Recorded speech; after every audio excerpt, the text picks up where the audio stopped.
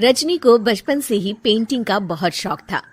वो हमेशा से ही पेंटर बनना चाहती थी, पर उसके माँ और पिताजी ने उसको कभी भी इस चीज के लिए सपोर्ट नहीं किया और उसकी शादी नीरव से हो गई। नीरव रजनी को बहुत प्यार करता था, पर रजनी हमेशा चुपचाप ही रहती। वो इस शादी से खुश नहीं थी। वो ये शादी नहीं करना चाहती थी। उसे तो हमेशा से पेंटर जो बनना था। अपने इस सपने को वो नहीं पूरा कर पाई, इसलिए वो हमेशा उदास रहती थी। रजनी, बहुत ही बढ़िया फिल्म लगी है, कल देखने चले? नहीं जी, कल मुझे बहुत काम है, मैं नहीं जा पाऊंगी। अच्छा तो कोई बात नहीं, संडे को चलते हैं। देखिए, मुझे फिल्म देखना पसंद नहीं है। आपको जाना है तो चले जाइए। नीरव को मना करके रजनी वहां से चली जाती है और अपने बैग को खोलकर उसमें बंद पड़े ब्रश और कलर्स को देखकर रोने लगती है। रजनी, चलो ना कहीं बाहर खाने चलते हैं, कुछ तुम्हारी पसंद का। जी, मुझे नहीं जाना, मेरी तबीयत ठीक नहीं है। रजनी वहां से चली जाती है। नीरव को समझ नहीं आता कि रजनी उससे इतना दूर क्यों रहती है। वो जब भी उसके साथ वक्त बिताना चाहता है, रजनी कोई ना कोई बहाना बना देती है। एक दिन घर पर कोई नहीं था। रजनी घर का सारा काम जल्दी से खत्म कर लेती है। घर पर अकेले होने के कारण वो सोचती है कि वो आज पेंटिंग करेगी। वो अपने कमरे में जाकर पेंट ब्रशेस और कलर्स निकालकर जैसे ही कलर मिक्स कर रही होती है कि दरवाजे पर बेल बज जाती है। अब कौन आ गया इस वक्त? इतनी मुश्किल से तो मुझे पेंट करने का मौका मिला है। रजनी दरवाजा खोलती है तो उसकी सास अपनी सहेलियों के साथ खड़ी होती है और सब घर के अंदर आ जाते हैं। अरे बहू, सबको शरबत बनाकर पिला दे, बाहर तो बड़ी गर्मी है। उफ। जी।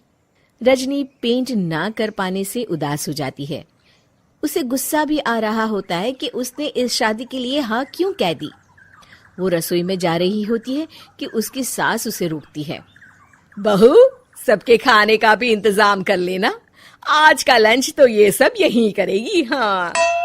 रजनी बिना कुछ कहे रसोई में चली जाती है। सबके लिए खाना बनाती है। सब खाना खाते हैं और रजनी घड़ी देखती है कि ये सब कब जाएंगे ताकि वो अपनी पेंटिंग कर सके। जब शाम होती है तब सब चले जाते हैं अपने घर। अरे बहू, सब तेरे खाने की तो बहुत तारीफ कर रहे थे, सबको बहुत अच्छा लगा खाना। आपको मुझे सुबह बताना चाहिए था ना कि आपकी सहेलियां आ रही हैं। पता भी है कितना वक्त लगा सारा खाना बनाने में। अरे बहू, तू ऐसे कैसे बात कर रही है मुझसे? तो और कैसे बात करूं? मैं इस घर की कोई नौकरानी नहीं हूं कि इतना काम करूंगी। रजनी अपने कमरे में जाकर दरवाजा बंद कर लेती है। शाम को जब नीरव आता है तो उसकी माँ उसे पूरी घटना के बारे में बताती है।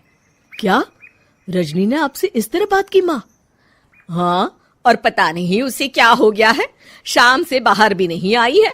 मैंने तो कई बार आवाज दी, खाना भी नहीं खाया उसने। तू ही बात करके देख ले बेटा। नीरव अपने कमरे का दरवाजा खटखटाता है। रजनी, दरवाजा खोलो, मैं हूं। रजनी दरवाजा खोलती है और फिर वापस जाकर अपने बिस्तर पर लेट जाती है। रजनी, माँ से बात करने का ये क्या तरीका है? मैंने कोई गलत बात नहीं की है। अरे तुम क्यों ऐसे बर्ताव कर रही हो सबके साथ? क्या तुम इस शादी से खुश नहीं हो? रजनी कुछ नहीं बोलती। अरे बताओ मुझे रजनी, क्या ये शादी तुम्हारी मर्जी के खिलाफ हुई है? हाँ, मैं ये शादी कभी नहीं करना चाहती थी। तुमसे क्या, मैं किसी से भी शादी नहीं करना चाहती थी। रजनी रोने लगती है। चुप हो जाओ रजनी, बताओ मुझे, तुम क्यों नहीं करना चाहती थी शादी? रजनी बेड के नीचे से अपने पेंटिंग्स, कलर्स, ब्रश, पेपर्स निकालती है। इतने में उसकी सास भी कमरे में आ जाती है। ये देख रहे हो, ये थे मेरे सपने। मैं पेंटर बनना चाहती थी, पर माँ पापा ने कभी सपोर्ट नहीं किया और मेरी शादी करवा दी। मेरे सारे सपने टूट गए। हर वक्त बस गुस्सा आता रहता है मुझे। मैं जानती हूँ कि आप लोगों की इसमें कोई गलती नहीं है, पर मैं क्या करूं, मुझे समझ में नहीं आता।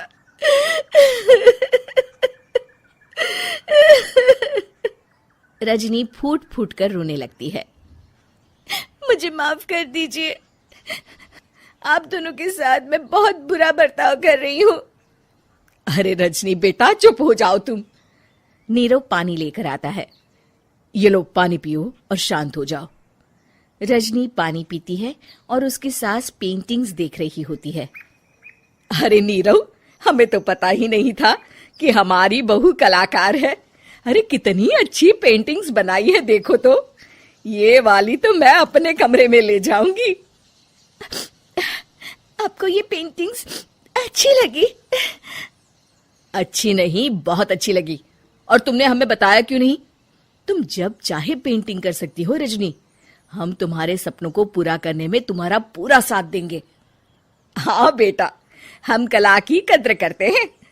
हम कलाकार तो नहीं, पर मुझे गर्व है कि मेरी बहू एक कलाकार है। रजनी, नीरव और सास तीनों हंस पड़ते हैं। कामचोर बहू। कांता बहन की 2 बहुएं थी, बड़ी कल्पना और छोटी प्रिया। कल्पना का जैसा नाम वैसा ही काम। सारा दिन कल्पनाओं में रहती, ना कोई काम करती ना कोई धाम।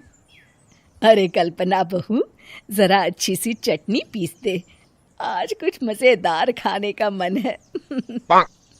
पेट में जलन हो जाएगी माँ जी बुढ़ापे में, और वैसे भी मेरा काम करने का वक्त शाम का है। अब प्रिया को ही बोल दो।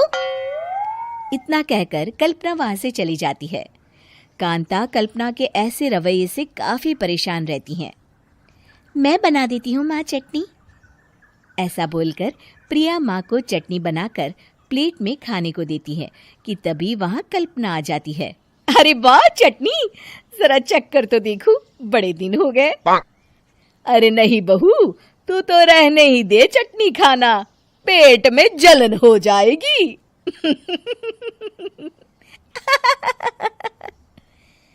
इतना कहकर कांता और प्रिया दोनों हंसने लगते हैं। कल्पना सारा दिन या तो मोबाइल में यूट्यूब देखती या फिर सोती रहती। उसका कमरा भी बिखरा और गंदा रहता। एक दिन कल्पना का पति अशोक उससे कहता है, अरे कल्पना, जानवर भी उस जगह को साफ कर लेता है जहां वो बैठता है। तुम तो इंसान हो, कैसे इतने गंदे कमरे में रह लेती हो? देखो सारा सामान यहाँ वहां बिखरा पड़ा है। ज्यादा अपनी माँ का बोल ना बोलो। हाँ, कमरा तुम्हारा भी तो है, गंदा लग रहा है तो साफ कर लो। पता नहीं तुम्हारे साथ मैं कैसे जिंदगी बिताऊंगा। इतना कहकर अशोक वहां से चला जाता है। कल्पना बस खाना खाने कमरे से बाहर आती और फिर से कमरे में चली जाती। इससे कांता बहन काफी परेशान रहती। एक दिन प्रिया कांता से कहती है, माँ, मैं सारा दिन काम करके थक जाती हूँ। आप कल्पना दीदी से कहिए ना कि सुबह और शाम का काम बांट ले। मैं तो अब सिर्फ एक वक्त का ही काम करूंगी। हाँ। अरे तू वो भी ना करना, एक बहू तो कामचोर थी ही, दूसरी भी आ गई काम ना करने के बहाने लेकर। तभी वहां प्रिया का पति रमेश आ जाता है। माँ, मैं देख रहा हूँ भाभी कोई काम नहीं करती। प्रिया सारा दिन घर और रसोई का काम करती है, अब कुछ करो ना माँ। कांता मन में कुछ सोचती है और कल्पना के पास जाती है। कल्पना फोन पर मेकअप करना देख रही होती है। कल्पना, तुम सारा दिन बस मोबाइल देखती हो, घर का कोई काम भी कर लिया करो। प्रिया सारा दिन काम करके थक जाती है। आज से मैंने फैसला किया है, एक वक्त का काम तुम करोगी। सुबह का खाना तुम बनाओगी और रात का प्रिया। आप लोगों ने काम को हव्वा बना रखा है। अरे पता नहीं थोड़ा सा ज्यादा काम करने में आप लोग घबरा क्यों जाते हैं। और हाँ, बहुत ज्यादा प्रिया की तारीफ मत करिए मेरे सामने, बड़ी बहू तो मैं ही रहूंगी। मैं कुछ नहीं जानती, कल सुबह मुझे वक्त से खाना चाहिए। रसोई में आ जाना, वरना कल से तुझे खाना नहीं मिलेगा। अगली सुबह कल्पना रसोई में नहीं आती है। वो देर से सोकर उठती है और बाहर आकर कहती है, अरे भूख लगी है, आज खाने में क्या है? इतनी देर हो गई, आज किसी ने मुझे उठाया भी नहीं, पता नहीं कहाँ है सब। कल्पना को घर में कोई नहीं दिखता। वो रसोई की तरफ जाती है जहां बड़ा सा ताला लगा होता है। अरे, रसोई में ताला! ओ, मैं तो भूल ही गई थी। माँ ने आज से सुबह का खाना मुझे बनाने को कहा था। हे भगवान, इतने लोगों का खाना बनाना क्या आसान है? तभी घर के सारे सदस्य बाहर से वापस आते हैं। वाह माँ जी, मजा आ गया छोले भटूरे खाकर। मेरे मुंह में तो अभी भी स्वाद आ रहा है। अरे कल्पना, तेरे भरोसे रहते तो हम तो भूखे ही रह जाते। कल्पना को बहुत गुस्सा आ जाता है। अब बहुत हो गया, आज से मैं अपनी रसोई अलग कर रही हूँ। मैं अपना खाना खुद बना लिया करूंगी। कल्पना अपनी रसोई अलग कर लेती है, पर आए दिन उसका देर से उठना और काम न करने की आदत से वो भूखी ही रह जाती थी। उसी के सामने घर के लोग अच्छे अच्छे पकवान खाते और कामचोर कल्पना को जैसे तैसे ही खाना बनाकर खाना पड़ता। पर एक दिन तो हद ही हो गई। माँ, दीदी आज सुबह से कमरे से बाहर नहीं निकली, हमें जाकर देखना चाहिए। सो रही होगी कामचोर कहीं की। पर तुम कहती हो तो चलो देख लेते हैं उसे। कल्पना कमरे में पेट पकड़कर बैठी होती है। हाय, मेरा दर्द! पेट दर्द के मारे मर रही हूं मैं।